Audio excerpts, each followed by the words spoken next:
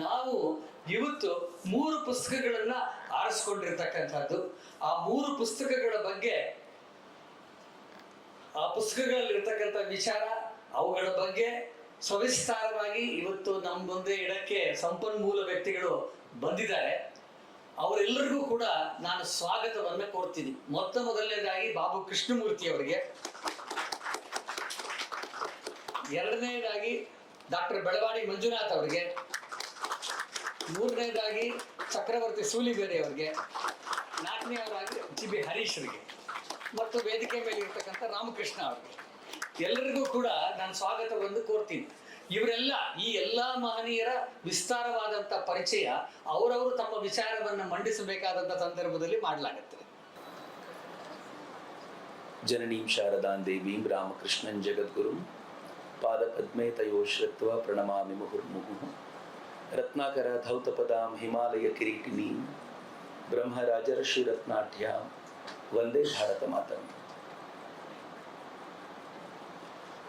ಮೊದಲಿಗೆ ಆದರಣೀಯ ಬಾಬು ಕೃಷ್ಣಮೂರ್ತಿ ಅವರಿಗೆ ನಮಸ್ಕಾರ ಸಲ್ಲಿಸ್ತಾರೆ. ವೇದಿಕೆ ಮೇಲೆ ಆಸನರಾಗಿರುವ ಎಲ್ಲ ಆದರಣೀಯ ಹಿರಿಯರಿಗೆ, ಮಿತ್ರರಿಗೆ ಪ್ರೀತಿಪೂರ್ವಕವಾದ ನಮಸ್ಕಾರಗಳು. ಬಾಬು ಕೃಷ್ಣಮೂರ್ತಿಯವರ ಸಾಹಿತ್ಯದ ವಿಮರ್ಶೆ ಮಾಡೋದಕ್ಕೆ ಅಷ್ಟು ದೊಡ್ಡವನಲ್ಲ, ಆದರೆ ಕೆಲವೊಂದಷ್ಟು ಸಾಹಿತ್ಯ ಓದ್ಕೊಂಡಿದ್ದೀನಿ ಅನ್ನೋ ಕಾರಣಕ್ಕೋಸ್ಕರ ಬಂದು ನಿಂತಿದ್ದೀನಿ ಅಷ್ಟೇ. ನನಗೆ ವೇದಿಕೆ ಮೇಲೆ ಭಾಳ ಖುಷಿಯಾಗೋದೇನು ಅಂತಂದರೆ, ಪ್ರತಿ ಬಾರಿಯೂ ಎಲ್ಲರಿಗಿಂತ ಚಿಕ್ಕವನಾಗಿರ್ತೀನಿ ಅಂತ. ಚಿಕ್ಕವನಾಗಿರೋದರ ಲಾಭ ಅದೊಂದು. ಈ ಲಾಭವನ್ನು ಬಹಳ ಪ್ರೀತಿಯಿಂದ ಆಪ್ಯಾಯಮಾನವಾಗಿ ಸ್ವೀಕಾರ ಮಾಡ್ತಾ ನಾನು ಇವತ್ತು ಬಾಬು ಕೃಷ್ಣಮೂರ್ತಿಯವರು ಬರೆದಿರುವಂಥ ಅಜೇಯ ಅನ್ನೋ ಕೃತಿಯ ಕುರಿತಂತೆ ನಾನು ಓದ್ತಾ ಇರುವಾಗ ಅಂದುಕೊಂಡಂಥ ಕೆಲವು ಸಂಗತಿಗಳನ್ನು ನಿಮ್ಮ ಮುಂದೆ ಇಡುವಂಥ ಪ್ರಯತ್ನ ಮಾಡ್ತೀನಿ. ಅನೇಕರು ಬರೆದಿರುವಂಥ ಜೀವನ ಚರಿತ್ರೆಗಳನ್ನು ನಾನು ಓದಿದ್ದೀನಿ.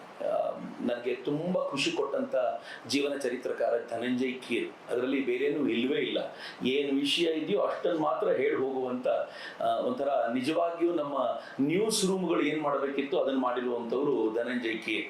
ಅವರ ಅಂಬೇಡ್ಕರ್ ಕುರಿತಂಥ ಸಾಹಿತ್ಯ ಇರ್ಬೋದು, ಅವರು ಸಾವರ್ಕರ್ ಕುರಿತಂತೆ ಮಾಡಿರುವಂಥ ಸಾಹಿತ್ಯ ಇರ್ಬೋದು, ಶುದ್ಧ ಸ್ಫಟಿಕ, ಅದು ಏನು ಗೊಂದಲವೇ ಇಲ್ಲ ಅದರಲ್ಲಿ. ಇನ್ನು ಸಾವರ್ಕರ್ ಕುರಿತಂತೆ ಕಾದಂಬರಿಯ ಶೈಲಿಯಲ್ಲಿ ತಗೊಂಡ್ಬಂದವರು ವೈಭವ್ ಪುರಂದರೆ ಇವರು ಅದನ್ನ ಅದೇ ಧನಂಜಯ್ ಕೀರ್ ಅವರ ಸಾಹಿತ್ಯವನ್ನ ನೀವು ಕಾದಂಬರಿಯ ಶೈಲಿಯಲ್ಲಿ ಓದಬೇಕು ಅಂತಂದ್ರೆ ವೈಭವ್ ಪುರಂದರೆ ಅವ್ರು ನೋಡ್ಬೋದು. ಬಹುಶಃ ನಮ್ಮ ಕಾಲಘಟ್ಟದಲ್ಲಿ ನಾವು ಓದಿದ ಬೆಸ್ಟ್ ಜೀವನ ಚರಿತ್ರೆ, ಕಾದಂಬರಿ ರೂಪದ ಜೀವನ ಚರಿತ್ರೆ ಅಂತ ಆದ್ರೆ ಅದು ದುರ್ಗಾಸ್ತಮಾನ ತಾರಾಸು ಅವರದ್ದು. ಅದು ಮತ್ತೊಂದು ಹ್ಯೂಜ್ ಕೃತಿ. ಅದು ಹೇಗೆ ದುರ್ಗಾಸ್ತಮಾನ ಇತ್ತು ಅಂತಂದ್ರೆ, ನಾನು 8ನೇ ಕ್ಲಾಸ್ನಲ್ಲಿ ಇದ್ದಾಗ ಓದಿದ್ದು ಅದನ್ನ. ನಾನು ಮೊದಲು ಓದಿದ ಒಂದು ಬೃಹತ್ ಆಗಿರುವಂತ ಜೀವನ ಚರಿತ್ರೆ ಅನ್ನೋದು ದುರ್ಗಾಸ್ತಮಾನವೇ.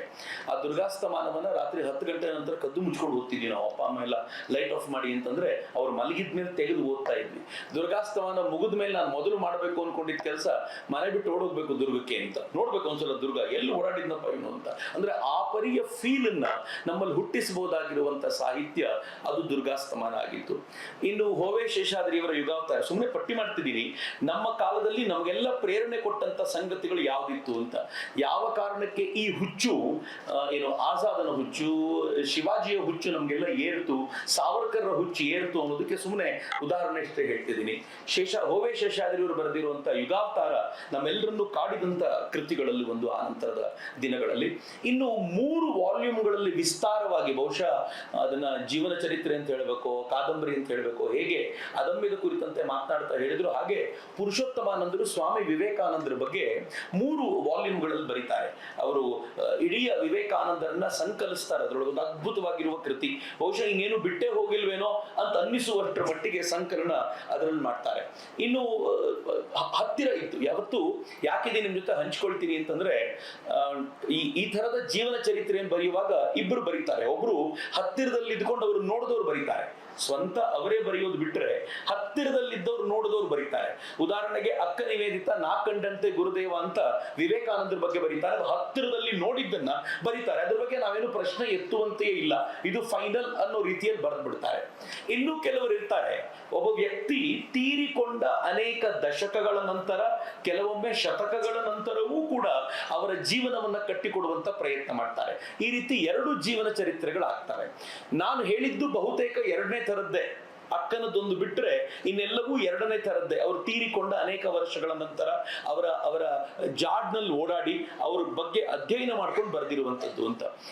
ಆದ್ರೆ ಈ ಬರವಣಿಗೆಯನ್ನ ಅವರು ತೀರಿಕೊಂಡಂತ ದಶಕಗಳ ನಂತರ ಅವರ ಕುರಿತಂತೆ ಓದಿ, ಅವರ ಮಿತ್ರರನ್ನ ಭೇಟಿ ಮಾಡಿ, ಅವರ ಕುರಿತಂತ ವಸ್ತುವನ್ನ ಸಂಕಲಿಸಿ ಬರೆದ್ರೆ ಹೇಗಿರೋದು ಅಂತಂದ್ರೆ, ಅವ್ರ ಜೊತೆ ನಾನೇ ಬದುಕಿದ್ದೆ, ನಾನು ಖುದ್ದಾಗಿ ನೋಡಿ ಬರೆದಿದ್ದೀನಿ ಅನ್ನೋ ತರ ಬರೆಯೋದಿದೆಯಲ್ಲ, ಅದು ಬಾಬು ಕೃಷ್ಣಮೂರ್ತಿಯವರ ಅಜೇಯದ ವೈಶಿಷ್ಟ್ಯ ಅಂತ ನಾನು ಭಾವಿಸ್ತೀನಿ. ಸೊ ಅದರ ಎರಡರ ಮಿಕ್ಸ್ಚರ್ ಅಂತ ನಾನು ಯಾವಾಗ್ಲೂ ಅನ್ಕೊಳ್ತೀನಿ. ಈ ಒಂದು ಕಾದಂಬರಿಯನ್ನು ಬರೆಯುವಾಗ ಅಥವಾ ಜೀವನ ಚರಿತ್ರೆಯನ್ನು ಬರೆಯುವಾಗ ಒಂದು 3 ಥರದ ಸಮಸ್ಯೆಗಳು ಬರುತ್ತೆ. ಮೊದಲನೇ ಸಮಸ್ಯೆ ಏನು ಅಂತಂದ್ರೆ, ಐತಿಹಾಸಿಕ ಸಂಗತಿಗಳು ಹೆಚ್ಚು ಸಿಕ್ಕಟ್ಟು ಪ್ರಾಬ್ಲಮ್ ಜಾಸ್ತಿ. ಹೆಚ್ಚು ಸಿಗ್ಲಿಲ್ಲ ಅಂದ್ರೆ ಪ್ರಾಬ್ಲಮ್ ಇಲ್ಲ, ನೀವೊಂದು ಸಂಕಲನ ಮಾಡಿ ಮುಗಿಸ್ಬೋದು. ಐತಿಹಾಸಿಕ ಸಂಗತಿಗಳು ಹೆಚ್ಚು ಸಿಕ್ಕಷ್ಟು ಅದನ್ನ ಸಂಕಲಿಸೋದು, ಅದನ್ನ ಒಟ್ಟಾಕೋದು, ಮತ್ತು ಇದೊಂದು ಪರಿಪೂರ್ಣ ಕೃತಿ ಅಂತ ಇದು ಬರೆದ 50 ವರ್ಷದ ನಂತರವೂ ಮತ್ತೊಬ್ಬ ಹೇಳಬೇಕು ಅಂತಂದ್ರೆ, ನೀವು ಸಿಗುವ ಅಷ್ಟೂ ಸಂಗತಿಗಳನ್ನ ಕಲೆಕ್ಟ್ ಮಾಡಿ ಇದಕ್ಕಿಂತ ಒಂದ್ ಹೆಚ್ಚು ಹುಡ್ಕೊಂಡ್ ಬಾ ನೋಡೋಣ ಅಂತ ಎದುರಿಗೆ ಕೂತ್ಕೊಳ್ಳೋದಿದೆಯಲ್ಲ, 50 ವರ್ಷಗಳ ನಂತರವೂ ಮತ್ತೊಬ್ಬ ಮಾಡ್ಲಿಕ್ಕಾಗದಂತೆ ಬರೆಯೋದು ಭಾರಿ ದೊಡ್ಡ ಸಾಹಸ. ಸಂಗತಿಗಳಿಲ್ಲ ಅಂದ್ರೆ ಬಹಳ ಪ್ರಾಬ್ಲಮ್ ಇಲ್ಲ, ಇರೋ ಅಷ್ಟು ಏನೋ ಸಿಗುತ್ತೋ ಮುಗಿಸ್ಬಿಡ್ಬೋದು. ಆದ್ರೆ ಜಾಸ್ತಿ ಸಿಗತ್ತೆ ಅನ್ನೋ ಖಾತ್ರಿ ಆದಾಗ ಅದು ಬಹಳ ಕಷ್ಟದ್ದು. ಎರಡನೇದು, ಈ ಯಾರನ್ನೂ ಬಿಡುವಂತಿಲ್ಲ ಅನ್ನುವಂತ ಒಂದು ಧಾವಂತಕ್ಕೆ ಬರ್ತೀವಲ್ಲ, ಅದೊಂದು ಅನಿವಾರ್ಯತೆ ಸಿಕ್ಕಾಕೊಳ್ತೀವಲ್ಲ, ಆಗ್ಲೂ ಒಂದು ಜೀವನ ಚರಿತ್ರೆ ಬಹಳ ಹೆವಿ ಆಗ್ತಾ ಹೋಗುತ್ತೆ. ಯಾರನ್ನೂ ಬಿಡುವಂತಿಲ್ಲ, ಇವರು ಅತ್ಯಂತ ಪ್ರಮುಖ, ಇವರು ಅವ್ರ ಜೀವನದಲ್ಲಿ ಪ್ರಮುಖ, ಇವರು ಅವ್ರ ಜೀವನದಲ್ಲಿ ಪ್ರಮುಖ ಅಂತ ಅನ್ಕೊಂಡು ಸೇರ್ತಾ ಹೋದಾಗ ಆ ತರದೊಂದು ಜೀವನ ಚರಿತ್ರೆಯನ್ನ ವಿಸ್ತಾರಗೊಳಿಸುವಾಗ ಬಹಳ ಸಂಕಟ ಎದುರಾಗುತ್ತೆ. ಇನ್ನು ಮೂರನೇದು, ಒಂದು ಜೀವನ ಚರಿತ್ರೆಯಲ್ಲಿ ಬರೆಯುವಾಗ ಹೆಸರು ಮತ್ತು ಇಸ್ವಿಗಳ ಭಾರದಿಂದ ಆ ಜೀವನ ಚರಿತ್ರೆ ಎಷ್ಟು ತೂಕ ಆಗ್ಬಿಡತ್ತೆ ಅಂತಂದ್ರೆ, ಈ ಓದ್ತಾ ಇರುವಾಗ ಇದು ನನಗೂ ಆಗತ್ತೆ ಬಹಳ ಬಾರಿ. ಒಂದು ಪುಸ್ತಕವನ್ನು ಓದುವಾಗ ತುಂಬಾ ಇಸ್ವಿ ಬಂದ್ರೆ ಕಿರಿಕಿರಿ ಅನ್ಸತ್ತೆ. ಇದು ಎಷ್ಟು ಸಲ ಇಸ್ವಿ ಬರುತ್ತೆ ಅಂತ. ತುಂಬಾ ಹೆಸರುಗಳು ಬಂದ್ರು ಹಾಗೆ ಅನ್ಸುತ್ತೆ. ಬರಹಗಾರನಿಗೆ ಬಹಳ ಇಂಪಾರ್ಟೆಂಟ್, ಆದ್ರೆ ಓದುವ ಆ ಬರಕ್ಕೆ ತುಂಬಾ ಹೊಡೆತ ಅಂತ. ಹಾಗಂತ ಓದುವವನಿಗೆ ಹೊರೆಯೂ ಆಗದಂತೆ ಅದು ಸಹಜವಾಗಿ ಮಿಳಿತವಾಗಿರುವಂತೆ ಸೇರಿಸ್ಕೊಂಡು ಹೋಗೋದಿದೆಯಲ್ಲ, ಅದು ಬರಹಗಾರನ ಅತ್ಯದ್ಭುತವಾಗಿರುವಂತ ಕಲೆ. ಅಜೇಯದಲ್ಲಾಗಲಿ ಅದಮ್ಯದಲ್ಲಾಗಲಿ, ಬಹುಶಃ ರುದಿರಾಭಿಷೇಕ ಆ ದೃಷ್ಟಿಯಿಂದ ನೋಡೋದಾದ್ರೆ ಬಾಬು ಕೃಷ್ಣಮೂರ್ತಿಯವರ ಪ್ರತಿಯೊಂದು ಸಾಹಿತ್ಯದಲ್ಲೂ ಕೂಡ ಎಷ್ಟು ಇಸುವಿಗಳು, ಎಷ್ಟು ವ್ಯಕ್ತಿಗಳು, ಎಷ್ಟು ಘಟನೆಗಳು ಬರ್ತವೆ ಅಂತಂದ್ರೆ, ಯಾವುದೂ ಕೂಡ ಹೊರೆ ಅನ್ನಿಸದಂತೆ ಅದನ್ನ ಸಂಕಲಿಸುವ ಸಾಮರ್ಥ್ಯ ಇದೆಯಲ್ಲ, ಆ ಕಾರಣಕ್ಕೆ ಅವ್ರಿಗೆ ವಿಶೇಷವಾದ ನಮಸ್ಕಾರವನ್ನ ಈ ಸಂದರ್ಭದಲ್ಲಿ ಸಲ್ಲಿಸಬೇಕು. ಬಹುಶಃ ಇದು ಬರೆದವರಿಗೆ ಗೊತ್ತಿರುತ್ತೆ ಅಥವಾ ತುಂಬಾ ಓದ್ದವರಿಗೆ ಅರ್ಥ ಆಗುತ್ತೆ ಯಾಕೆ ಇದು ಬಹಳ ಪ್ರಾಬ್ಲಮ್ ಅಂತ. ನಾನಿನ್ನು ಇದರಲ್ಲಿ ಬರೋದಾದ್ರೆ, ಆರಂಭದಲ್ಲೇ ನಾಗರಾಜ್ ಜಿ ತುಂಬಾ ಚೆನ್ನಾಗಿ ಹೇಳಿದ್ರು, 2 ಧಾರೆಗಳು ಭಾರತೀಯ ಸ್ವಾತಂತ್ರ್ಯ ಹೋರಾಟದಲ್ಲಿದ್ವು ಅಂತ. ನಾನು ನೋಡುವ ದೃಷ್ಟಿಕೋನ ಅದಕ್ಕಿಂತ ಭಿನ್ನವೇನಲ್ಲ. 2 ಧಾರೆಗಳಿದ್ವು. ಆದ್ರೆ ಸಾವರ್ಕರ್ ನಂತರದ ಧಾರೆ ಏನಿದೆಯಲ್ಲ, ಕ್ರಾಂತಿಕಾರಿಗಳ ಧಾರೆ, ಆ ಕ್ರಾಂತಿಕಾರಿಗಳ ಧಾರೆಯಲ್ಲೂ ಕೂಡ ಬಲು ದೊಡ್ಡ ಪಾತ್ರ ಗಾಂಧೀಜಿ ಇದೆ ಅಂತ ನಾನು ಅನ್ಕೊಳ್ತೀನಿ. ಯಾಕೆ ಅಂತಂದ್ರೆ, ಗಾಂಧೀಜಿ ಚೌರಿ ಚೌರಾ ಘಟನೆ ವಾಪಸ್ ತಗೊಳ್ಳಿಲ್ಲ ಅಂದಿದ್ರೆ, ಗಾಂಧೀಜಿ ಈ ಜಲಿಯನ್ ವಾಲಾಬಾಗ್ ನಂತರದ ನಿರ್ಣಯಗಳಲ್ಲಿ ಸ್ವಲ್ಪ ಎಡವಟ್ ಮಾಡಿರಲಿಲ್ಲ ಅಂತಂದಿದ್ರೆ, ಗಾಂಧೀಜಿ ಅಸಹಕಾರ ಚಳವಳಿಯನ್ನ ಮನಸ್ಸೋ ಇಚ್ಛೆ ವಾಪಸ್ ತೆಗೆದುಕೊಳ್ಳುವಂತ ಪ್ರಕ್ರಿಯೆಗಳನ್ನ ನಡೆಸಿರ್ಲಿಲ್ಲ ಅಂತಂದಿದ್ರೆ, ಅನೇಕ ತರುಣರು ಕ್ರಾಂತಿಕಾರಿಗಳು ಹಾಗೆ ಇರ್ತಿರ್ಲಿಲ್ಲ ಅಂತ. ನೀವು ಆ ದೃಷ್ಟಿಯಿಂದ ನೋಡೋದಾದ್ರೆ, ಭಗತ್ ಸಿಂಗ್ ಯಾಕೆ ಕ್ರಾಂತಿಕಾರಿಯಾದ? ದೊಡ್ಡ ಪಾತ್ರ ಮಹಾತ್ಮ ಗಾಂಧೀಜಿದೆ. ಅವರಿಂದ ಭ್ರಮ ನಿರಸನಗೊಂಡೆ ನಾನು ಈ ದಿಕ್ಕಿಗೆ ಹೋಗ್ಬೇಕು ಅಂತ ನಿಶ್ಚಯ ಮಾಡಿದ್ದು. ಚಂದ್ರಶೇಖರ್ ಆಜಾದ್ರು ಯಾಕೆ ಕ್ರಾಂತಿಕಾರಿಗಳಾದ್ರು? ದೊಡ್ಡ ಪಾತ್ರ ಮಹಾತ್ಮ ಗಾಂಧೀಜಿದೆ. ಹೀಗಾಗಿ 2 ಧಾರೆಯಲ್ಲೂ ಮಹಾತ್ಮ ಗಾಂಧೀಜಿದೆ ದೊಡ್ಡ ರೋಲು ಅಂತ ನಾನು ಯಾವಾಗ್ಲೂ ಭಾವಿಸ್ತೀನಿ. ಅಂದ್ರೆ ಮಹಾತ್ಮ ಗಾಂಧೀಜಿಯವರ ತಪ್ಪು ನಿರ್ಣಯಗಳು ಈ ದೇಶದ ತಾರುಣ್ಯವನ್ನ ಇದು ಸರಿಯಾದ ದಿಕ್ಕಿಗೆ ತಗೊಂಡು ಹೋಗಲ್ಲ, ಸರಿಯಾದ ದಿಕ್ಕಿಗೆ ತೆಗೆದುಕೊಂಡು ಹೋಗೋದೇನಾದ್ರೂ ಇದ್ರೆ ಅದು ಕ್ರಾಂತಿಕಾರ್ಯ ಮಾತ್ರ ಅನ್ಸಿದ್ದು ಅಂತ. ನೀವು ಸುಭಾಷ್ ಚಂದ್ರ ಬೋಸರು ಮೊದಲಿಗೆ ಬಂದು ಭೇಟಿ ಮಾಡಿದ ಮಹಾತ್ಮ ಗಾಂಧೀಜಿನೇ. ಮಹಾತ್ಮ ಗಾಂಧೀಜಿಯವರ ನಿರ್ಣಯಗಳಲ್ಲಿ ಅವರು ಈ ದಿಕ್ಕಿನಲ್ಲಿ ಹೀಗೆ ಹೋಗ್ಬೇಕು ಅನ್ನೋಂಥ ಪ್ಲಾನ್ ಇಲ್ಲ ಅಂತ ಗೊತ್ತಾದ ತಕ್ಷಣ ಇದನ್ನ ಮೀರಿದ ಮತ್ತೊಂದು ಮಾರ್ಗವನ್ನು ಆರಿಸ್ಕೊಳ್ಬೇಕು ಅಂತ ನಿಶ್ಚಯ ಮಾಡಿದ್ದಾಗಲೇ ಅಂತ. ಸೊ ಹೀಗಾಗಿ 2 ಧಾರೆಗಳಿಗೆ ಯಾರಾದ್ರೂ ಪ್ರಮುಖ ವ್ಯಕ್ತಿ ಅಂತಿದ್ರೆ ಅದು ಮಹಾತ್ಮ ಗಾಂಧೀಜಿ ಅಂತ ನನ್ಗೆ ಯಾವಾಗ್ಲೂ ಅನ್ಸುತ್ತೆ. ಬಾಬು ಕೃಷ್ಣಮೂರ್ತಿಯವರು ಆ ದಿಕ್ಕಲ್ಲಿ ಉಲ್ಲೇಖ ಮಾಡಲಿಲ್ಲ ಅಂತಂದ್ರು, ಚಂದ್ರಶೇಖರ್ ಆಜಾದ್ರು ಯಾಕೆ ಈ ದಿಕ್ಕಿಗೆ ಬರಬೇಕಾಯ್ತು ಅನ್ನೋದನ್ನ ತುಂಬಾ ಸ್ಪಷ್ಟವಾಗಿ ಉಲ್ಲೇಖ ಮಾಡ್ತಾರೆ. ಇಡೀ ಕೃತಿಯನ್ನ 2 ಪ್ರಮುಖ ಪ್ರಮುಖ ಭಾಗವಾಗಿ ನಾವು ವಿಂಗಡಿಸ್ಕೊಳ್ಬಹುದು. ಅವರು ಬಹುಶಃ ಅದನ್ನ ತುಂಬಾ ಹೆಚ್ಚು ಗಮನ ವಹಿಸಿದ್ದಾರೆ ಅಂತ. ಈ ಚಂದ್ರಶೇಖರ್ ಆಜಾದ್ರ ಜೀವನ ಚರಿತ್ರೆಯನ್ನ ನಾವು ಓದ್ತಿರ್ಬೇಕಾದ್ರೆ, ಅಜಯ ಓದ್ತಿರ್ಬೇಕಾದಾಗ ನನಗೆ ಯಾವಾಗ್ಲೂ ಅನ್ಸೋದು ಏನು ಅಂತಂದ್ರೆ, ಚಂದ್ರಶೇಖರ್ ಆಜಾದ್ರ ಜೀವನವನ್ನ ಅವರ ಅವರ ಅವರನ್ನ ಪರಕಾಯ ಪ್ರವೇಶ ಮಾಡಿ ಅವರ ಪ್ರತಿಯೊಂದು ಘಟನೆಯನ್ನು ಸಂಕಲನ ಮಾಡಿ ಬರೀಲಿಕ್ಕೆ ಸಾಧ್ಯವಾಗಿದೆ ಅಂತ. ಎರಡು ಪ್ರಮುಖ ವಿಭಾಗಗಳನ್ನ ನಾನು ಮಾಡ್ಕೊಂಡು ಓದಿದ್ದಿದ್ದನ್ನ. ಮೊದಲನೇದು, ಚಂದ್ರಶೇಖರ್ ಆಜಾದರ ಬದುಕನ್ನ, ಅವರ ವ್ಯಕ್ತಿತ್ವ ಹೇಗಿತ್ತು ಅಂತ ಕಟ್ಟಿಕೊಡೋದಕ್ಕೆ ಇಡೀ ಅಜಯ ಸಿಕ್ಕಾಪಟ್ಟೆ ಕೆಲಸ ಮಾಡುತ್ತೆ. ಬಹುಶಃ ಚಂದ್ರಶೇಖರ್ ಆಜಾದರ ಈ ಅಜೇಯ ಕೃತಿಯನ್ನ ನಮ್ಮ ಹೈಸ್ಕೂಲಿನ ಮಕ್ಕಳಿಗೆ ನಾವು ಕಷ್ಟಪಟ್ಟು ಓದಿಸಿದ್ರೆ ಯಾವ ಮೌಲ್ಯಗಳನ್ನ ಇಟ್ಕೊಳ್ಬೇಕು ಒಬ್ಬ ತರುಣನಾಗಿ ಅಂತ ಏನ್ ಬರುತ್ತಲ್ಲ, ಆ ಎಲ್ಲ ಮೌಲ್ಯಗಳನ್ನ ಚಂದ್ರಶೇಖರ್ ಆಜಾದ್ ಹೇಗೆ ಜೋಡಿಸಿಕೊಂಡಿದ್ದ ಅನ್ನೋದನ್ನ ಅವ್ರು ತುಂಬಾ ಸ್ಪಷ್ಟವಾಗಿ ಪರಿಕಲ್ಪನೆ ಕಟ್ಟಿಕೊಡ್ತಾರೆ. ನಾನು ಸುಮ್ಮನೆ ಉದಾಹರಣೆ ಕೊಡೋದಾದ್ರೆ, ಈ ಘಟನೆ ಎಷ್ಟು ಚಿಕ್ಕದ್ದು, ಬಹುಶಃ ಬೇರೆ ಲೇಖಕನಾದ್ರೆ ಈ ಘಟನೆಯನ್ನ ಇದರಲ್ಲಿ ಉಲ್ಲೇಖ ಮಾಡ್ತಿದ್ನೋ ಇಲ್ವೋ ಗೊತ್ತಿಲ್ಲ. ಚಂದ್ರಶೇಖರ್ ಆಜಾದ್ ಒಂಥರ ಕಡಲೆಕಾಯಿ ತಗೊಳ್ತಾರೆ ಒಬ್ಬ ಕಡಲೆಕಾಯಿ ಮಾರೋನ ಹತ್ರ. ಅವತ್ತಿನ ದಿನಗಳಲ್ಲಿ ಕ್ರಾಂತಿಕಾರಿಗಳ ಬದುಕು ಎಷ್ಟು ಕಷ್ಟ ಅಂತಂದ್ರೆ, ದಿನಕ್ಕೆ 4 ಆಣೆ ಒಬ್ಬನಿಗೆ, 4 ಆಣೆ. ಆ 4 ಆಣೆಯಲ್ಲಿ ಇಡೀ ದಿನದ ಬೆಳಗಿನ ತಿಂಡಿ, ಮಧ್ಯಾಹ್ನದ ಊಟ, ರಾತ್ರಿದೇನಿದೆಯೋ ಅದನ್ನು ಮುಗಿಸ್ಕೊಂಡು ಅವ್ನು ವಾಪಸ್ ರೂಮಿಗೆ ಬರಬೇಕು, ತನ್ನ ಕೆಲಸ ತಾನು ಮಾಡ್ಕೊಂಡು ಬಂದಿರಬೇಕು, 4 ಆಣೆಯಲ್ಲಿ ನಡಿಬೇಕು. ಚಂದ್ರಶೇಖರ್ ಆಜಾದ್ರು ಕಡಲೆಕಾಯಿ ತಗೊಳ್ತಾರೆ. ಆ ಕಡಲೆಕಾಯಿ ತಗೊಂಡು ತಿನ್ಬೇಕಾದಾಗ ಅದರಲ್ಲೊಂದು 4 ಆಣೆ ಸಿಗುತ್ತೆ. ಏನ್ ಖುಷಿ, ನಾಳೆ ಇನ್ನ ಕಥೆನೂ ಮುಗಿತಪ್ಪ ನಂದು ಆಯ್ತು ಅಂತ. ಆದ್ರೆ ಚಂದ್ರಶೇಖರ್ ಆಜಾದನ ವ್ಯಕ್ತಿತ್ವ ಎಷ್ಟು ಅದ್ಭುತ ಅಂತಂದ್ರೆ, ಅವ್ರು ಸುಂದರವಾಗಿ ಕಟ್ಕೊಡ್ತಾರೆ. ತುಂಬಾ ಚಿಕ್ಕ ವಿಷಯ ಇದು, ಬಹಳ ದೊಡ್ಡದ್ದೇನೂ ಅಲ್ಲ, ಆದ್ರೆ ಅದನ್ನೂ ಬಿಡದೆ ನಮ್ಗೆ ಕಟ್ಟಿಕೊಡುವ ಪ್ರಯತ್ನ ಇದೆಯಲ್ಲ ಬಹಳ ವಿಶೇಷ.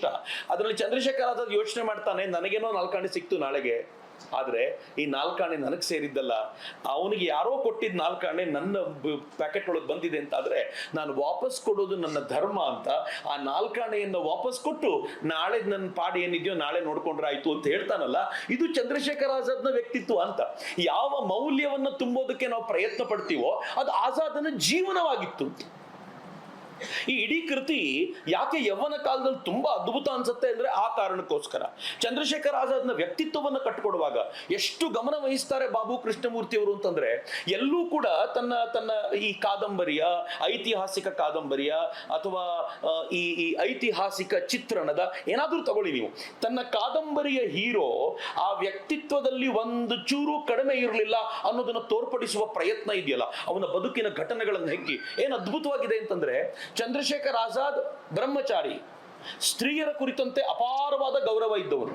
ಅವರ ಕುರಿತಂತೆ ಯಾರಾದ್ರೂ ಲಘುವಾಗಿ ಮಾತನಾಡಿದರೆ ಸಹಿಸದ ವ್ಯಕ್ತಿತ್ವ ಅವನದ್ದು. ಅದನ್ನ ಹೆಂಗ್ ಬಿಂಬಿಸ್ತಾರೆ ಅಂತಂದ್ರೆ, ಒಂದು ಮನೆಯಲ್ಲಿ ಚಂದ್ರಶೇಖರ್ ಆಜಾದ್ರು ವಾಸವಾಗಿದ್ದಾಗ ಆ ಮನೆಯ ಹಿರಿಯರಿಗೆಲ್ರಿಗೂ ಇವನನ್ನು ಕಂಡ್ರೆ ಅಪಾರವಾದ ಪ್ರೀತಿ.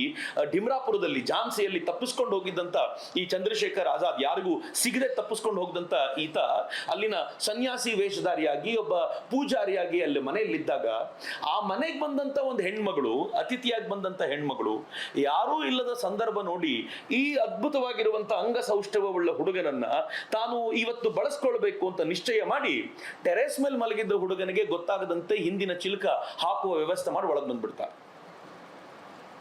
ಇವನು ಗಾಬರಿ ಆಗ್ತಾನೆ, ಆ ಚಾರ್ಪಾಯಿ ಮೇಲೆ ಮಲಗಿರ್ತಾನೆ, ಅವ್ರು ಬಂದು ಕೂತ್ಕೊಳ್ತಾರೆ ಪಕ್ಕದಲ್ಲಿ, ಇವನ್ ಮಂಚದ ಮೇಲೆ ಕೂತ್ಕೊಂಡಾಗ ಗಾಬರಿ ಆಗ್ತಾನೆ. ಅಕ್ಕ ನೀವ್ ಯಾಕೆ ಬಂದ್ರಿ, ಒಬ್ಬರೇ ಯಾಕೆ ಬಂದ್ರಿ, ಇನ್ನೊಬ್ರು ಬರ್ಬೇಕಿತ್ತು, ಏನಾಯ್ತು, ಮತ್ತೆ ಏನೋ ಕೇಳೋ ಪ್ರಯತ್ನ ಮಾಡ್ತಾನೆ.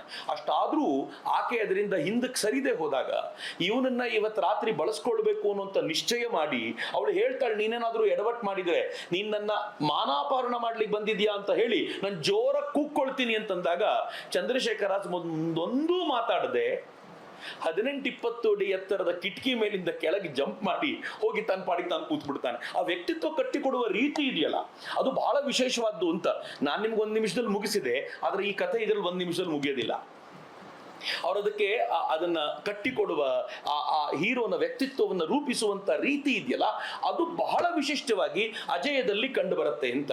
ಇನ್ನು ಇದು ಎಲ್ಲಿವರೆಗೂ ಮುಂದುವರಿಯುತ್ತೆ ಅಂತಂದ್ರೆ, ಮುಂದೆ ಚಂದ್ರಶೇಖರ್ ಆಜಾದ್ರ ಜೊತೆ ನಾನು ಹೊಸ ಪೀಳಿಗೆಯ ತರುಣರು ಅಂತ ಕರೀಲ ಅಥವಾ ಅವನ ಜೊತೆಗಾರರು ಅಂತ ಕರೀಲೋ ಗೊತ್ತಿಲ್ಲ, ರಾಜ್ಗುರು, ಭಗತ್ ಸಿಂಗ್ ಎಲ್ಲ ಬಂದಾಗ ಚಂದ್ರಶೇಖರ್ ಆಜಾದ್ ಒಂಥರ ಸಾಂಪ್ರದಾಯಿಕ ವಿಚಾರಧಾರೆಯವನಾದ್ರೆ, ಈ ಹೊಸ ಪೀಳಿಗೆಯ ತರುಣರು ಈ ಸಾಂಪ್ರದಾಯಿಕತೆಯನ್ನು ಮೀರಿ ಬೆಳೆದವರು.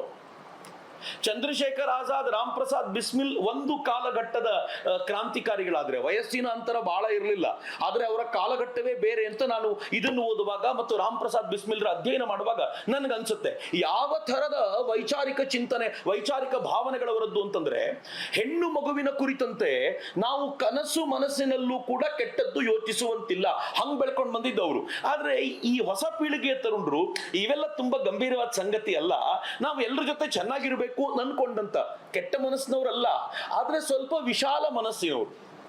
ಈ ಎರಡೂ ಪೀಳಿಗೆಯ ಚಿತ್ರಣ ಇದೆಯಲ್ಲ, ಏನ್ ಸುಂದರವಾಗಿ ವೀವ್ ಆಗಿದೆ ಗೊತ್ತೇನಿದ್ರಲ್ಲಿ. ಬಹಳ ಸುಂದರವಾಗಿ ಒಂದು ಬಟ್ಟೆಯ ಹಂದರ ಮಾಡಿ ಕೊಟ್ಬಿಟ್ಟಿದ್ದಾರೆ ಬಾಬು ಕೃಷ್ಣಮೂರ್ತಿ ಅವರು. ರಾಜಗುರು ಒಂದ್ಸಲ ಒಂದು ಕ್ಯಾಲೆಂಡರ್ ತಗೊಂಡ್ ಬರ್ತಾನೆ. ಆ ಕ್ಯಾಲೆಂಡರ್ನಲ್ಲಿ ಸ್ವಲ್ಪ ಅರೆ ಬರೆ ಬಟ್ಟೆ ಹಾಕಿರುವಂತ ಹುಡುಗಿಯ ಚಿತ್ರ ಇರ್ಬೋದು ಅಂತ ಅನ್ಸುತ್ತೆ. ಅವ್ರು ಅದರಲ್ಲಿ ಸ್ವಲ್ಪ ಸೂಕ್ಷ್ಮವಾಗಿ ಅದನ್ನು ಹೇಳ್ತಾರೆ. ಆ ಕ್ಯಾಲೆಂಡರ್ನ ಎದುರುಗಡೆ ಹಾಕೊಂಡು ಹೋಗ್ತಾನೆ ತನ್ನ ಪಾಡಿಗೆ ತಾನೆ. ಚಂದ್ರಶೇಖರ್ ಆಜಾದ್ರು ಅದನ್ನ ನೋಡಿ ಕೆಂಡಾಮಂಡಲ ಆಗ್ಬಿಡ್ತಾರೆ. ಯಾರು ತಗೊಂಡ್ಬಂದಿದ್ದ ಅಂತ ಹರಿದು ಚೂರ್ ಮಾಡಿ ಅದನ್ನ ಡಸ್ಟ್ಬಿನ್ಗೆ ಎಸ್ಬಿಡ್ತಾರೆ. ಡಸ್ಟ್ಬಿನ್ ಎಸು ಹೋಗ್ತಾರ ಅವರು. ಎಲ್ಲರೂ ನೋಡಿ ಗಾಬರಿ ಆಗ್ತಾರೆ, ಪಂಡಿತ್ಜಿ ಕೋಪಿಸ್ಕೊಂಡು ಬಿಟ್ಟಿದಾರಲ್ಲ, ಇನ್ನೇನ್ ಮಾಡೋದು ಅಂತ ಎಲ್ಲರೂ ಸುಮ್ಮನೆ ಆಗ್ತಾರೆ. ಆದ್ರೆ ಅಷ್ಟೊತ್ತಿಗೆ ರಾಜ್ಗುರು ಒಳಗ್ ಬರ್ತಾನೆ. ರಾಜ್ಗುರು ಕೋಪಗೊಳ್ಳುವ ಸರದಿ. ಅವನು ಎಷ್ಟು ಕೋಪಿಸ್ಕೊಳ್ತಾನೆ ಅಂತಂದ್ರೆ, ನಾನು ಹಾಕಿದ ಕ್ಯಾಲೆಂಡರ್ ಎಲ್ಲೋಯ್ತು, ಯಾರು ತೆಗೆದ್ರು ಅದನ್ನ. ಈ ತರಲೆ ಆ ಬದುಕು ಬಹಳ ಚೆನ್ನಾಗಿದೆ ರೀ. ನನ್ಗೆ ಯಾಕೆ ಹಿಂಗ ಅನ್ಸುತ್ತೆ ಅಂತಂದ್ರೆ, ಬಹಳ ಬಾರಿ ಆದರ್ಶವಾದಿಗಳ ಬದುಕು ಹೆಂಗಿರುತ್ತೆ ಅಂತಂದ್ರೆ ಮುಗುಮ್ಮಾಗಿರ್ತಾರೆ ಅಂತ.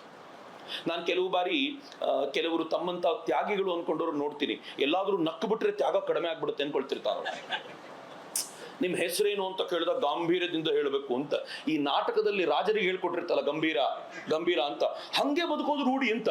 ನೀವು ಸ್ವಲ್ಪ ಅಜಯವನ್ನು ಓದಿ ನೋಡ್ಬೇಕು, ಹೆಂಗಿದ್ರು ಅವರು ಅಂತಂದ್ರೆ ಆ ಇಡೀ ಬದುಕನ್ನ ಕಟ್ಕೊಡ್ತಾರೆ ಬಾಬು ಕೃಷ್ಣಮೂರ್ತಿ ಬಹಳ ಸುಂದರವಾಗಿ. ಸೊ ನಾವು ಒಂದು ಪಾರ್ಟ್ ಆಗೋದು ಅಲ್ಲಿ ಅಂತ.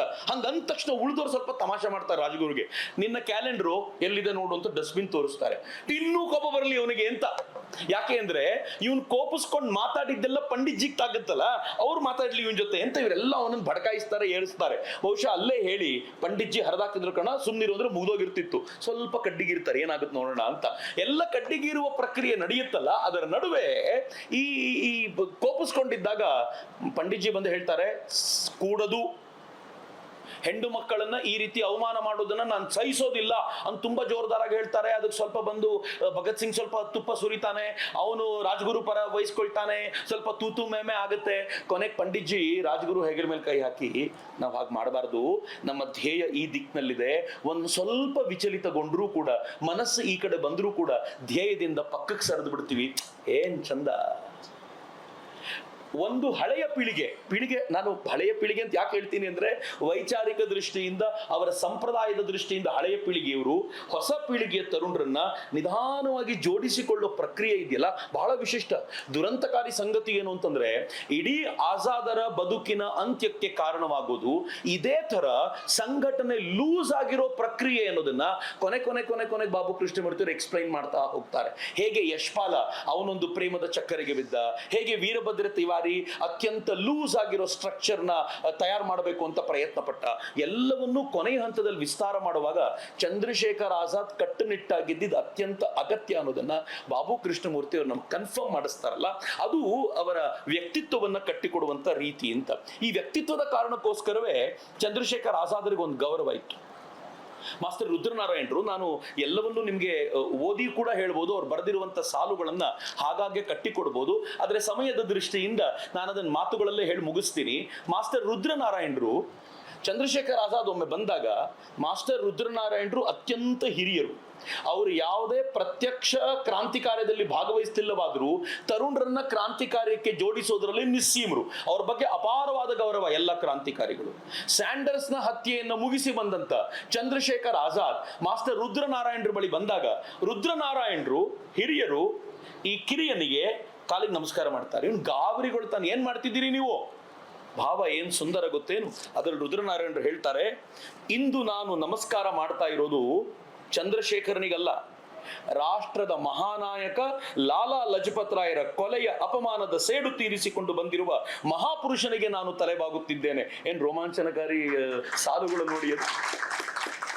ಅಂದ್ರೆ ಹಿರಿಯ ಮತ್ತು ಕಿರಿಯ ವ್ಯತ್ಯಾಸ ಭೇದ ಇಲ್ಲ, ಆದ್ರೆ ನೀನು ಮಾಡಿರುವ ಕೆಲಸಕ್ಕೋಸ್ಕರ ನಾನು ಗೌರವ ಕೊಡ್ತೀನಿ ಅನ್ನೋದನ್ನ ಅಷ್ಟು ಸೂಕ್ಷ್ಮವಾಗಿ ಹೆಣೆದಿದ್ದಾರಲ್ಲ, ಅದು ಬಹಳ ವಿಶೇಷವಾದ್ದು ಅಂತ.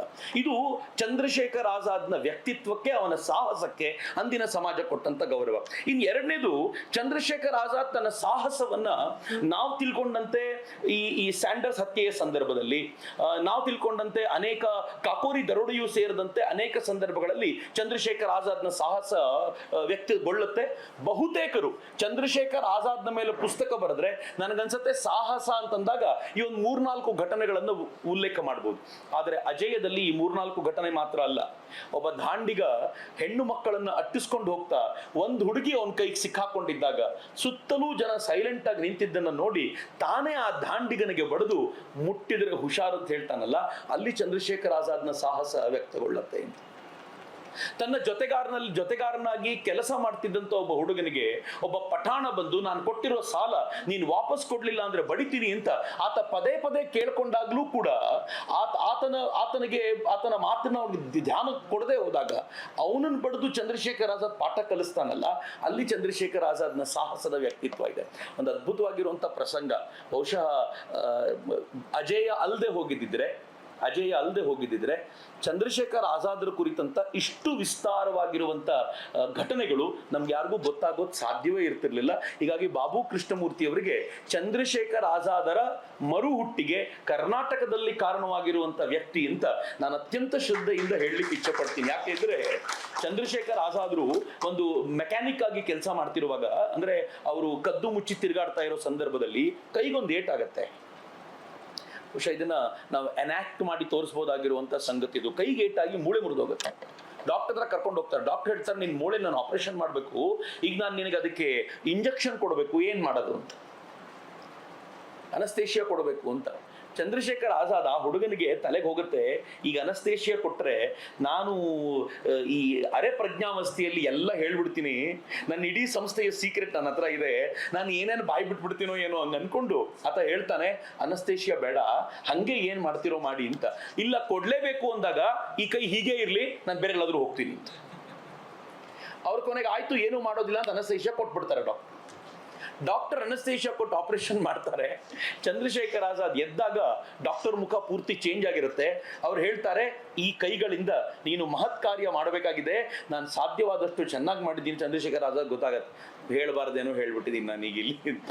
ಅಂದ್ರೆ ಆ ಸಾಹಸ ಇದೆಯಲ್ಲ, ತನ್ನನ್ನು ತಾನು ರೂಪಿಸಿಕೊಳ್ಳುವ ಮತ್ತು ಸಮಾಜಕ್ಕೆ ಸಮರ್ಪಣೆ ಮಾಡ್ಲಿಕ್ಕೋಸ್ಕರ ಎಲ್ಲ ಕಷ್ಟವನ್ನ ಅನುಭವಿಸುವಂತ ಸಾಹಸ ಇದೆಯಲ್ಲ, ಅದು ಚಂದ್ರಶೇಖರ್ ಆಜಾದ್ರ ವ್ಯಕ್ತಿತ್ವದಲ್ಲಿ ನಮಗೆ ಗೊತ್ತಾಗುತ್ತೆ. ಯಾವ್ದಾದ್ರು ಒಂದು ಕಾದಂಬರಿಯನ್ನು ಬರಿಬೇಕಾದ್ರೆ, ಒಂದು ವ್ಯಕ್ತಿ ಚಿತ್ರವನ್ನು ಬರಿಬೇಕಾದ್ರೆ ಒಂದು ಎಳೆಯನ್ನ ಫಾಲೋ ಮಾಡ್ತಾರೆ. ಯೂಶುವಲ್ ಆಗಿ ಹುಟ್ಟು, ಬದುಕು, ಸಾವು ಇದು ಸಾಮಾನ್ಯವಾದ ಎಳೆ. ಇನ್ನು ಕೆಲವರು ಮಧ್ಯದ ಯಾವುದೋ ಘಟನೆಯಿಂದ ಶುರು ಮಾಡಿ ಅದನ್ನ ಫ್ಲಾಶ್ ಬ್ಯಾಕಿಗೆ ತಗೊಂಡು ಹೋಗ್ತಾರೆ. ನೀವು ಆತ್ಮಾಹುತಿ ನೋಡಿದ್ರೆ ಗೊತ್ತಾಗುತ್ತೆ. ಆತ್ಮಾಹುತಿ ಶುರುವಾಗೋದೇ ಹೇಗೆ ಅಂತಂದ್ರೆ, ನನಗಿನ್ನೂ ಚೆನ್ನಾಗಿ ನೆನಪಿದೆ, ನಾನು ಅವತ್ತು ಹುಟ್ಟಿದಾಗ ಅಂತ ಶುರುವಾಗುತ್ತೆ. ಅದು ಅವರ ಬದುಕನ್ನ ಅವರೇ ಹೇಳ್ಕೊಳ್ಳುವಾಗ ಅವ್ರು ಹೆಂಗ್ ಹೇಳ್ಕೊಳ್ತಾರೆ ಅಂದ್ರೆ, ನಾನು ಹುಟ್ಟಿದ್ದೆ, ನಾನು ಹೀಗಾದೆ ಅಂತ ಸಾವರ್ಕರ್ ಬಾಯಲ್ಲಿ ಆ ಕಥನವನ್ನು ಹೇಳ್ತಾರೆ. ಅದೊಂದು ವಿಭಿನ್ನವಾಗಿರುವಂತ ಎಳೆಯನ್ನ ಶಿವರಾಮು ಸೃಷ್ಟಿಸಿದ್ದಾರೆ. ಆದ್ರೆ ಈ ಅಜೇಯದ ಎಳೆ ಅದು ಶುರುವಾಗೋದೇ ಹೇಗೆ ಅಂತಂದ್ರೆ, ಚಡಿ ಏಟಿನ ಪ್ರಕರಣದಿಂದ ಶುರುವಾಗುತ್ತೆ. ಚಂದ್ರಶೇಖರ್ ಆಜಾದ್ರು ಯಾಕೆ ಆಜಾದ್ ಆದ್ರು ಅನ್ನೋದಿದೆಯಲ್ಲ, ಆ 12 ಚಡಿ ಏಟುಗಳನ್ನ ಪಡ್ಕೊಂಡಿದ್ದು ಆ ಪ್ರಕರಣದಿಂದ ಇಡೀ ಘಟನೆ ಆರಂಭವಾಗುತ್ತೆ. ಆನಂತರ ಅವರ ಬದುಕನ್ನ ತಗೊಳ್ತಾರೆ. ಅಲ್ಲಿಂದಾಚೆಗೆ ಜೀವನ ಹಾಗೆ ಓತಪ್ರೋತವಾಗಿ ಹರಿತಾ ಹೋಗುತ್ತೆ. ನಾನು ಅಜೇಯವನ್ನ ಗಮನಿಸಿದ್ದು ಏನಂತಂದ್ರೆ, ಒಂದು ಫಸ್ಟ್ ಹಾಫ್ ಆಫ್ ಅಜೇಯ ತುಂಬಾ ಆರಾಮಾಗಿ ಹೋಗುತ್ತೆ. ನಿಮ್ಗೆ ಹೇಗಿರುತ್ತೆ ಅಂತಂದ್ರೆ, ಒಂದು 1ನೇ ಕ್ಲಾಸಿಂದ 6ನೇ ಕ್ಲಾಸ್ 7ನೇ ಕ್ಲಾಸಿನ ಮಕ್ಳು ಇರ್ತಾರಲ್ಲ, ಏನೂ ತುಂಬಾ ಪ್ರೆಷರ್ ಇರಲ್ಲ, ಹೋಮ್ವರ್ಕ್ ಬಹಳ ಇರಲ್ಲ, ಆರಾಮಾಗಿರುತ್ತೆ, ನೀಟಾಗಿ ಹೋಗುತ್ತೆ. ಆಮೇಲೆ ಶುರುವಾಗುತ್ತೆ ಓಟ. ಯಾವಾಗ ಚಂದ್ರಶೇಖರ್ ಆಜಾದ್ ಅಥವಾ ಇನ್ನೂ ಸ್ಪಷ್ಟವಾಗಿ ಹೇಳ್ಬೇಕು ಅಂದ್ರೆ, ಸ್ಯಾಂಡರ್ಸ್ ಹತ್ಯೆ ಆದ ನಂತರ ಈ ಇಡೀ ಪುಸ್ತಕ ಹೆಂಗ್ ಆಗ್ಬಿಡುತ್ತೆ ಅಂತಂದ್ರೆ, ನಿಮಗೆ ಒಂಥರ ಥ್ರಿಲ್ಲರ್ ಮೂವಿ ನೋಡಿದಂತೆ ಫೀಲ್ ಆಗ್ಲಿಕ್ಕೆ ಶುರುವಾಗ್ಬಿಡುತ್ತೆ. ಅಲ್ಲಿವರೆಗೂ ಆರಾಮಾಗಿರುತ್ತೆ. ಚಂದ್ರಶೇಖರ್ ಆಜಾದ್ ಆಟ ಆಡ್ತಾ ಇದ್ದ, ಅವನ ಮನೆ ಬಿಟ್ಟು ಹೋದ, ಅವನೆಲ್ಲೋ ಕೂಲಿ ಕೆಲಸ ಮಾಡಿದ, ಅಲ್ಲೆಲ್ಲೋ ಝಾನ್ಸಿಯಲ್ಲಿ ಉಳ್ಕೊಂಡ, ಅಲ್ಲಿ ಮಿತ್ರ ಮನೆಗೆ ಹೋದ, ಹಾಯಾಗಿದ್ದ ಅಂತ. ಒಂದು ಸಲ ಶುರುವಾದ್ರೆ ಅದೇನ್ ಕ್ವಿಕ್ ಆಗ್ಬಿಡುತ್ತೆ ಅಂತಂದ್ರೆ, ಇಡೀ ಕೃತಿ ನಿಮ್ಮನ್ನ ಆ ಆವರಿಸಿಕೊಂಡು ನೀವೇ ಚಂದ್ರಶೇಖರ್ ಆಜಾದ್ ಆಗಿಸುವವರೆಗೂ ಬಿಡದಂತೆ ಹಿಡ್ಕೊಳ್ಳುವಂಥದ್ದು ಇದೆಯಲ್ಲ, ಅದು ಈ ಕೃತಿಯ ವೈಶಿಷ್ಟ್ಯ ಅಂತ. ಈ ಕೃತಿಯಲ್ಲಿ ಚಂದ್ರಶೇಖರ್ ಆಜಾದರ ಅನೇಕ ವ್ಯಕ್ತಿತ್ವವನ್ನ ನಾನು ಎಷ್ಟು ಹೇಳಿದ್ರು ಅನೇಕ ಘಟನೆಗಳನ್ನು ನಂಗೆ ಉಲ್ಲೇಖ ಮಾಡ್ಬೋದು. ಚಂದ್ರಶೇಖರ್ ಆಜಾದರ ಸಮಯ ಪ್ರಜ್ಞೆಯ ದೃಷ್ಟಿಯಿಂದ ಹೇಳೋದಾದ್ರೆ ಬಾಬು ಕೃಷ್ಣಮೂರ್ತಿ ಅವರು ಆ ಥರದ ಅನೇಕ ಘಟನೆಗಳನ್ನು ಉಲ್ಲೇಖ ಮಾಡ್ತಾರೆ. ಒಂದು ಸುಂದರವಾದ ಘಟನೆ ಇಡೀ ಪುಸ್ತಕದಲ್ಲಿ ಬರುತ್ತೆ. ಒಂದು ಸಲ ಇವರೆಲ್ಲರೂ ಕೂತ್ಕೊಂಡು ಕ್ರಾಂತಿಕಾರಿಗಳು ಮಾತನಾಡ್ತಾ ಕೂತಿರುವಾಗ ಯಾರ ಮನೇಲಿ ಇರ್ತಾರೋ ಅವ್ರ ಅಕ್ಕನ ಮಗ ಚಿಕ್ಕ ಹುಡುಗ ಬಂದ್ಬಿಡ್ತಾನೆ ಒಳಗೆ. ಈ ಅಕ್ಕನ ಮಗ ಬಂದಿದ್ದಾನೆ, ಚಿಕ್ಕ ಹುಡುಗ, ಇವನಿಗೇನು ಗೊತ್ತಾಗುತ್ತೆ ಅಂತ ಇವರೆಲ್ಲ ಕೈಯಲ್ಲಿ ಬಂದೂಕ್ ಇಟ್ಕೊಂಡು ಆ ಬಂದೂಕಿನ ಬಗ್ಗೆ ಎಲ್ಲ ಮಾತನಾಡ್ತಾ ಕೂತಿರ್ತಾರೆ. ಅಷ್ಟೊತ್ತಿಗೆ ಯಾರೋ ಬಾಗಿಲು ಬಡಿತಾರೆ. ಬಾಗಿಲು ಬಡಿದ ತಕ್ಷಣ ಚಂದ್ರಶೇಖರ್ ಆಜಾದ್ರು ಬಂದೂಕನ್ನು ತೆಗೆದು ದಿಂಬಿನ ಕೆಳಗಿಟ್ಟು ಕೂತ್ಬಿಡ್ತಾರೆ. ಇನ್ಯಾರಿಗೂ ಗೊತ್ತಾಗೋದಿಲ್ಲ ಅಂತ. ಅವ್ರು ಬಾಗಿಲು ತೆಗೆದು ಒಳಗೆ ಬಂದ್ರೆ ಆ ಮಗುವಿನ ಅಪ್ಪ. ಆ ಮಗು ಅಪ್ಪನ್ ನೋಡಿ, ಅಪ್ಪ ಡಂಬೂಕು ಅನ್ನತ್ತದು, ಬಂದೂಕಿದೆ ಇಲ್ಲಿ ಅಂತ. ತಕ್ಷಣ ಎಲ್ಲರೂ ಅಲರ್ಟ್ ಆಗ್ಬಿಡ್ತಾರೆ, ಏನ್ ಮಾಡೋದು? ಆದ್ರೆ ಈ ಅತ್ಯಂತ ವಿಕಟ ಪರಿಸ್ಥಿತಿಯಿಂದ ಪಾರು ಮಾಡುವ ಸಾಮರ್ಥ್ಯ ಚಂದ್ರಶೇಖರ್ ಆಜಾದರ ಮತ್ತೊಂದು ವ್ಯಕ್ತಿತ್ವ ಇದು. ನೀವು ಆಜಾದರ ಆಗಿನ ಫೋಟೋ ನೋಡಿದ್ರಲ್ಲ, ಅವನೊಂಥರ ಧಾಡ್ಸಿ ಮನುಷ್ಯ. ಅವ್ರ ಹತ್ರ ಈ ತರದ ವ್ಯಕ್ತಿತ್ವ ಇದೆ ಅಂತ ಯಾವತ್ತೂ ಅನಿಸ್ಲಿಕ್ಕೆ ಸಾಧ್ಯ ಇಲ್ಲ. ಆದ್ರೆ ಚಂದ್ರಶೇಖರ್ ಆಜಾದರ ವ್ಯಕ್ತಿತ್ವ ಹೆಂಗಿತ್ತು ಅಂದ್ರೆ ತಕ್ಷಣ ತಮ್ಮ ಕೈ ಹಿಡ್ಕೊಳ್ತಾರೆ, ಹೌದು ಬಂದೂಕು ಹೊಡಿ ಹೊಡಿ ಹೊಡಿ ಅಂತ ಶುರು ಮಾಡ್ತಾರೆ. ಮಗುವಿನ ಜೊತೆ ಎಲ್ಲರೂ ಬಂದೂಕಿಂದ ಆಟ ಆಡ್ಲಿಕ್ಕೆ ಶುರು ಮಾಡ್ಬಿಡ್ತಾರೆ. ಮಗುವಿಗೆ ಒರಿಜಿನಲ್ ಬಂದೂಕಿಗಿಂತ ಈ ಬಂದೂಕೆ ಮಜಾ ಅನ್ಸುತ್ತೆ. ಅದು ಒರಿಜಿನಲ್ ಬಂದೂಕ್ ಮರ್ತೋಗುತ್ತೆ. ತಕ್ಷಣ ಚಂದ್ರಶೇಖರ್ ಆಜಾದ್ ಮಗುವನ್ನು ಕಳಿಸಿ, ಎಷ್ಟು ಸಲ ಹೇಳ್ತೀನಿ ಯಾರನ್ನೂ ಒಳಗ್ ಬಿಡಬೇಡಿ, ಮಕ್ಕಳನ್ನೂ ಕೂಡ ಅಂತ ಎಚ್ಚರಿಕೆಯಿಂದಿರಬೇಕು ಅಂತ. ಆದ್ರೆ ಆ ಸಮಯ ಪ್ರಜ್ಞೆ ಇದೆಯಲ್ಲ, ಆ ಸಮಯ ಪ್ರಜ್ಞೆಯಲ್ಲೂ ಆಜಾದರ ವ್ಯಕ್ತಿತ್ವ ಏನ್ ಸುಂದರ ಅಂದ್ರೆ, ನನಗೆ ಈ ತರದ ಅನೇಕ ಘಟನೆಗಳು ಸಿಗ್ತವೆ ನಿಮ್ಗೆ ಇಡೀ ಪುಸ್ತಕದಲ್ಲಿ. ಈ ಪುಸ್ತಕ ಈ ತರದ ಘಟನೆಗಳ ಆಗರ. ಈ ಚಂದ್ರಶೇಖರ್ ಆಜಾದ್ ಮತ್ತೆಲ್ಲರೂ ಕೂಡ ಒಂದು ಕ್ರಾಂತಿ ಕಾರ್ಯಕ್ಕೆ ಅಂತ ಹೊರಟಿರ್ತಾರೆ. ಚಟುವಟಿಕೆ ನಡೀತಾ ಇರಬೇಕು. ಅಷ್ಟೊತ್ತಿಗೆ ಎಲ್ಲರೂ ಟ್ರೈನಲ್ಲಿ ಕೂತಿದ್ದವರು ಒಬ್ಬೊಬ್ರಿಗೆ ಒಂದೊಂದು ಕೆಲಸ ಕೊಟ್ಟಿರ್ತಾರೆ. ಒಬ್ಬ ಅತ್ಯಂತ ವಿಲಕ್ಷಣವಾಗಿರುವಂತ ಅತ್ಯಂತ ಕೆಟ್ಟದ್ದಾಗಿರುವಂತ ಹಾಡನ್ನು ಹಾಡಬೇಕು ಅಂತ ಅವನಿಗೆ ಜವಾಬ್ದಾರಿ. ಅವನು ಅತ್ಯಂತ ಕೆಟ್ಟದಾಗಿರೋ ಹಾಡನ್ನು ಹಾಡ್ತಿರ್ತಾನೆ, ಇವರೆಲ್ಲ ಅದನ್ನ ಎಂಜಾಯ್ ಮಾಡ್ತಿರ್ತಾರೆ. ಯಾಕೆ ಅಂದ್ರೆ ಯಾರಿಗೂ ಅನುಮಾನ ಬರಬಾರ್ದು ಅಂತ. ಮೇರ ರಂಗದೆ ಬಸಂತಿ ಚೋಲ ಅಂತ ಹಾಡ್ತಿದ್ರೆ ಗೊತ್ತಾಗುತ್ತೆ ಇವ್ರೇನೋ ಇದಾರೆ ಇವ್ರದ್ದು ಅಂತ. ನೀವು ದೇಶಭಕ್ತಿ ಗೀತೆ ಹಾಡ್ತಿದ್ರೆ ಗೊತ್ತಾಗುತ್ತೆ ಏನೋ ಪ್ರಾಬ್ಲಮ್ ಅಂತ. ನೀವು ಅತ್ಯಂತ ಕೆಟ್ಟದ್ದಾಗಿರೋ ಹಾಡು ಹಾಡ್ತಿದ್ರೆ ಯಾರು ಗಮನಿಸ್ತಾರೆ? ಎಲ್ಲರೂ ಹಿಂಗೆ ಇದ್ದಾರೆ ಅಂತ. ಹಂಗ ಹಾಡುವಾಗ ರಾಜ್ಗುರು ಸ್ವಲ್ಪ ಭಾವುಕ ಮನುಷ್ಯ. ಆತ ಹೊರಗಡೆ ಪರಿಸ್ಥಿತಿಗಳನ್ನು ನೋಡಿ, ಆ ಬೆಟ್ಟ ಗುಡ್ಡಗಳನ್ನು ನೋಡಿ, ಆಹಾ ಏನ್ ಬೆಟ್ಟಗಳು, ಏನ್ ಸುಂದರವಾಗಿದೆ, ಶಿವಾಜಿ ಮಹಾರಾಜರು ಇಲ್ಲೇ ಇದ್ದಿದ್ದು ಅದು ಸಾರ್ಥಕ ಅಂತ ಶಿವಾಜಿ ಮಹಾರಾಜರ ಬಗ್ಗೆ ಮಾತಾಡ್ಲಿಕ್ಕೆ ಶುರು ಮಾಡ್ತಾರೆ. ಎಚ್ಚರಿಸ್ಲಿಕ್ಕೆ ಟ್ರೈ ಮಾಡ್ತಾರೆ, ಸುಮ್ನಿರೋ ಅಂತ. ಈ ಮನುಷ್ಯ ಶಿವಾಜಿ ಅಂತ ಪದೇ ಪದೇ ಮಾತಾಡಿದಾಗ ಚಂದ್ರಶೇಖರ್ ಆಜಾದ್ ಏನ್ ಮಾಡ್ತಾರೆ ಗೊತ್ತಾ? ಅನ್ಇಮ್ಯಾಜಿನಬಲ್. ಅವ್ರು ಹೇಳ್ತಾರೆ, ಮುಂಡ ಮೋಚ್ತು ನೀನು ಶಿವಾಜಿದು. ಅದೇ ಪದ ಬಳಸಿದ್ದೀರಿ ನೀವು, ಅದಕ್ಕೆ ಅದನ್ನೇ ಬಳಸ್ತೀನಿ ನಾನು. ಮುಂಡ ಮೋಚ್ತು ನಿನ್ ಶಿವಾಜಿದು, ಯಾವ ಶಿವಾಜಿನೋ ಏನೋ, ನೀನ್ ಹಾಡಪ್ಪ ನೀನು ಅಂತಾರೆ. ಅವ್ನು ರಾಜ್ಗುರು ಗಾಬರಿಯಾಗಿ ಸೈಲೆಂಟ್ ಆಗ್ಬಿಡ್ತಾನೆ. ಶಿವಾಜಿ ಮಹಾರಾಜರಿಗೆ ಹಿಂಗೆ ಹೇಳದ? ರಾಜ್ಗುರು ಮುಂದೇನು ಮಾತಾಡಲ್ಲ. ಸಮಯ ಪ್ರಜ್ಞೆ ಹೇಗಿತ್ತು ಅಂದ್ರೆ, ಸ್ವಲ್ಪ ಎಡವಟ್ಟಾದ್ರೆ ಕಟ್ಟ ಇತ್ತು, ಎಲ್ಲ ಆಯ್ತು, ಎಲ್ಲರೂ ತಮ್ಮ ಕೋಣೆಗೆ ವಾಪಸ್ ಬರ್ತಾರೆ. ಅಲ್ಲಿ ಕೂತಿರುವಾಗ ತುಂಬಾ ಬೇಸರದಲ್ಲಿ ಆಜಾದ್ರು ಕೂತಿರ್ತಾರೆ. ಎಲ್ಲರೂ ಕೇಳ್ತಾರೆ, ಯಾಕೆ ಬೇಸರದಲ್ಲಿದ್ದೀರಿ? ಯಾಕೂ ಇಲ್ಲ ಕಣೋ, ಇವನ ಕಾರಣದಿಂದಾಗಿ ನಮ್ಮೆಲ್ಲರ ಆದರ್ಶವಾಗಿರುವ ಶಿವಾಜಿ ಮಹಾರಾಜರ ಬಗ್ಗೆ ನಾನು ಎಂಥ ಮಾತಾಡ್ಬೇಕಾಗಿ ಬಂದ್ಬಿಡ್ತಲ್ಲ, ನನ್ಗೆ ಬಹಳ ದುಃಖ ಅನ್ನಿಸ್ತಿದೆ ಅಂತ. ಆ ಸೌಂದರ್ಯ ನೋಡಿ ಎಷ್ಟು ಚೆನ್ನಾಗಿದೆ. ಆಜಾದರ ಬದುಕು ಹಂಗಿತ್ತು ಹೌದು, ಆದ್ರೆ ಆ ಬದುಕನ್ನ ಅಷ್ಟೇ ಸುಂದರವಾಗಿ ನಮ್ಮ ಎದುರುಗಡೆ ಪ್ರಸ್ತುತಪಡಿಸ್ಲಿಕ್ಕೆ ಸಾಧ್ಯವಾಗಿದ್ದು ಅದು ಬಾಬು ಕೃಷ್ಣಮೂರ್ತಿಯವರ ಪ್ರಯತ್ನ ಅಂತ. ಬಾಬು ಕೃಷ್ಣಮೂರ್ತಿಯವರು ಇಡೀ ಉದ್ದಕ್ಕೂ ಅನೇಕ ಬಾರಿ ನೋಡಿದ್ದೀನಿ. ಬಹಳ ಬಾರಿ ಇದರಲ್ಲಿ ಏನಾಗಿದೆ ಅಂತಂದ್ರೆ, ಬಾಬು ಕೃಷ್ಣಮೂರ್ತಿಯವರ ಅಂತರಂಗವೂ ಕೂಡ ಅವರಿಗೆ ಅರಿವಾಗದಂತೆ ವ್ಯಕ್ತವಾಗತ್ತೆ. ಅಂದ್ರೆ ಇದನ್ನ ಒಂದ್ಸಲ ಶತಾವಧಾನಿ ಗಣೇಶರು ಒಂದ್ಸಲ ಹೇಳ್ತಿದ್ರು, ನಮ್ಮಲ್ಲಿ ಅನೇಕ ಸಾಹಿತ್ಯಗಳು ಅಜೆಂಡಾ ಸಾಹಿತ್ಯಗಳೇ ಅಂತ. ನಾವೇನೋ ಮನಸ್ಸಲ್ಲಿ ಇಟ್ಕೊಂಡಿರ್ತೀವಿ, ಎಲ್ಲವನ್ನೂ ಅದಕ್ಕೆ ಪೂರಕವಾಗಿ ಜೋಡಿಸಿ ಮನಸ್ಸಿನಲ್ಲಿರೋದನ್ನ ಆಚೆ ತರೋ ಪ್ರಯತ್ನ ಮಾಡ್ತೀವಿ ಅಂತ. ಬಹುತೇಕ ಸಾಹಿತ್ಯಗಳು ಹಂಗೆ ಆಗತ್ತೆ ಅಂತ. ಬಾಬು ಕೃಷ್ಣಮೂರ್ತಿಯವರ ಮನಸ್ಸಿನಲ್ಲಿ ಬರೀ ಚಂದ್ರಶೇಖರ್ ಆಜಾದನ್ನ ಕಟ್ಟಿಕೊಡೋದಲ್ಲದೆ, ತಾವೇನು 5ನೇ ವಯಸ್ಸಿನಿಂದ ಸಂಘ ಶಿಕ್ಷಣ ಪಡ್ಕೊಂಡಿದ್ರು ಅದೂ ಕೂಡ ಝಲಕ್ಕಾಗೋದು ಕಾಣುತ್ತೆ. ಒಂದು ಎಕ್ಸಾಂಪಲ್ ಕೊಡ್ತೀನಿ ನಾನು ನಿಮ್ಗೆ. ಇದರಲ್ಲಿ ಅವರು ಉಲ್ಲೇಖ ಮಾಡುವಾಗ, ಈ ಚಂದ್ರಶೇಖರ ಬಹಳ ಸುಂದರವಾಗಿರುವಂತ ಘಟನೆ ಅದು. ಚಂದ್ರಶೇಖರ್ ಆಜಾದ್ರು ಮನೆ ಬಿಟ್ಟು 10 ವರ್ಷ ಮನೆ ಬಿಟ್ಟು ಓಡೋಗ್ಬಿಟ್ಟಿರ್ತಾರೆ. 10 ವರ್ಷ ಆಗೋಗಿರುತ್ತೆ. ಒಂದಿನ ಯಾಕೋ ಅವ್ರಿಗೆ ಅನ್ಸುತ್ತೆ ನಮ್ಮ ಅಪ್ಪ ಅಮ್ಮ ನೋಡ್ಕೊಂಡು ಬರ್ಬೇಕು, ವಯಸ್ಸಾಗ್ಬಿಟ್ಟಿದೆ ಅವ್ರಿಗೆ ಅಂತ ಬರ್ತಾರೆ. ಸ್ವಂತ ಮನೆಗೆ ಹೋಗಲ್ಲ, ಯಾರ್ದೋ ಮಧ್ಯಸ್ಥರೊಬ್ಬರು ಮನೇಲಿ ಉಳ್ಕೊಳ್ತಾರೆ. ಅಲ್ಲೇ ಉಳ್ಕೊಂಡು ಅಪ್ಪನನ್ನು ಕರ್ಕೊಳ್ತಾರೆ. ಅಪ್ಪ ತುಂಬಾ ಭಾವುಕರಾಗಿ ಮಗನ ಜೊತೆ ಮಾತನಾಡ್ತಾರೆ.